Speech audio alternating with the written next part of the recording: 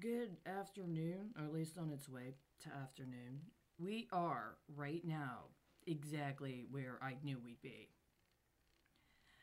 For the record, I'm going to say that for going on over a month now, something has been happening where a former colleague of mine that I worked with at a time frame during which there had been a drawdown at the Strategic Petroleum Reserve and a distribution from the state of Texas north to East Chicago, that she has been a very prominent part of things going on in my background. As a matter of fact, I gotta be honest with you, it's beyond harassing. It is to the point where it is so tormenting that I understand it can impact somebody's understanding of their perception of reality, and is the kind of thing that can provide such pressure and torment. It can actually alter people's behavior, including in manners that somebody else may identify as being demonstrative of some sort of symptomatology, that they may have a condition or an illness that would require some form of intervention. I've been experiencing things like this for years, but I also have been able to track specific transactional processes that I contend are directly connected to what is obviously a theft of or connected to some form of electronic or biometric account associated with her identity that somebody else has been using for their own personal gain. That has also been going on for years. And the very disturbing aspect of it is, if I am not mistaken, she has family background from what is now identified as Iran. And so I'm going to speak to you, Mr. Soleimani. Colonel Soleimani, how are you this morning? How are you this morning? I'm glad to know that you did not die, right? I'm glad to know that what happened was you agreed to participate in a scenario wherein you were going to become an American, so that then people who were actually the adult children of members of the military could be kidnapped, as if they were the Marines and the people that had been kidnapped by the Iranian students, right? So somebody can try to kick back what they had already set up in a bribe scheme through the teachers' retirement system in order to advance their political cause, which in this case appears to be using access securities fraud in order to engage in what they want to call special ops now. I think that the term is supposed to be special operations. How are you? Are you doing well today? I don't want to be disrespectful. I don't want to be, but I have a problem. See, I attempted to go through a legitimate court process within the United States. And I contend that what you did is you overstepped your jurisdiction. I'm already on the record within your jurisdiction, by the way. Within a jurisdiction you used to have a specific position in, distinct from the one you now have in another jurisdiction. As saying, I understood that people that identified themselves as lawyers, right? Not members of the military. Not under any sort of military command structure or accountability system. But members of a bar association. Were using and manipulating people's rights to due process in order to commit access securities fraud that they were using for other purposes, up to and including simulations of military process. And in the course of so doing, were in flagrant and deliberate violation of their duties as civilians to adhere to the law and to standards they were required to adhere to in order to assure the safety of civilians that were under their direct jurisdiction. And so, over and over again, what I see is that this is leveraged so that you and your colleagues can try to prevent from being justifiably identified as the target of a criminal investigation, because apparently you got some insurance that's underwritten on a very lucrative military contract. I'm letting you know, again, I'm registering my complaint in whatever forum you consider such complaints, because they're very substantial. Over time, they accrue. When somebody complains, when somebody says, I have a problem with somebody's abuse of policy, I have a problem with somebody's expectation that I'm willingly going to cooperate with events that are knowingly against not only policy, but the law. And you just refuse to respond. And yet, you go here, you go there. There's all kinds of public notices on your movements, including your political movements.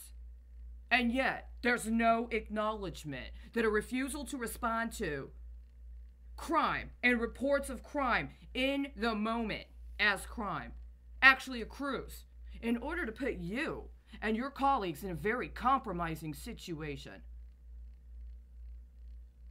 Now, I know I'm not actually talking to Colonel Soleimani, right? I mean, he's dead. He died. It would be ridiculous to think I was talking to a dead man. But, so far as I know, I'm actually the adult daughter of somebody who was in the United States Marine Corps. And I also had, until it was stolen, but then had to reacquire, evidence that the Department of State has been manipulating policy from within the United States to set up schemes to launder money associated with what should be used to pay for things that we need in the United States as part of clandestine activities abroad, and blaming it on specific state actors or those that are impaired or impacted by state actors in order to cover up for crime by people claiming they have the privileges and protections of immunity within the United States. What did I say yesterday? We were at the level, the actual, what would you call it, consumer level? Are we talking midstreaming? Are we talking about mid-tier risk?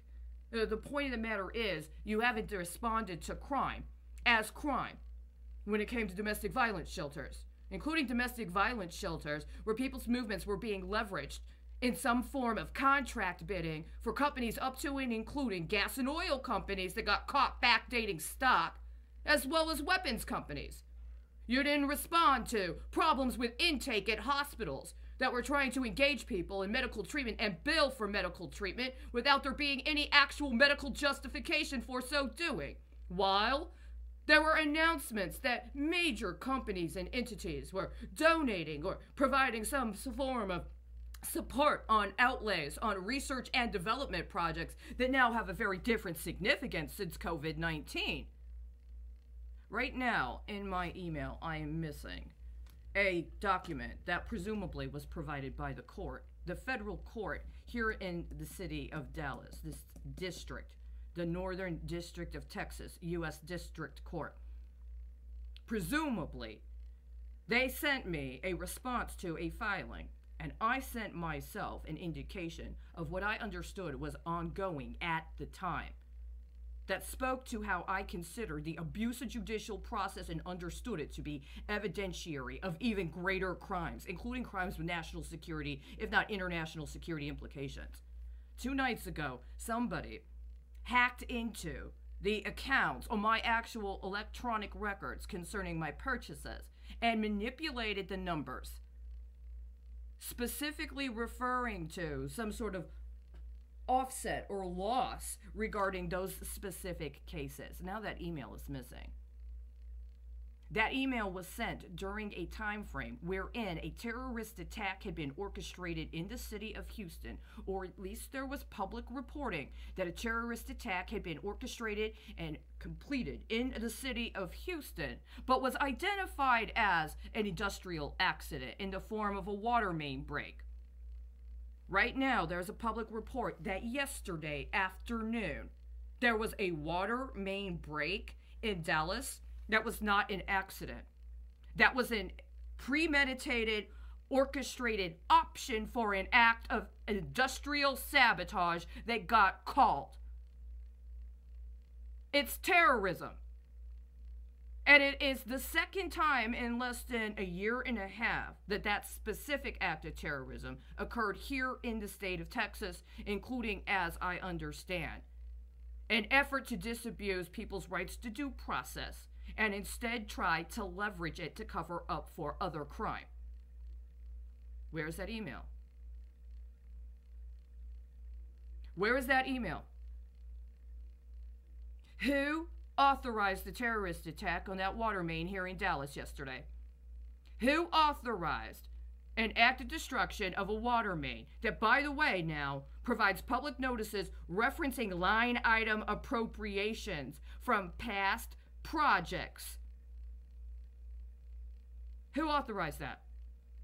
There's no authority for strategically engaged acts of industrial sabotage. It's, by the letter of the law, considered terrorism.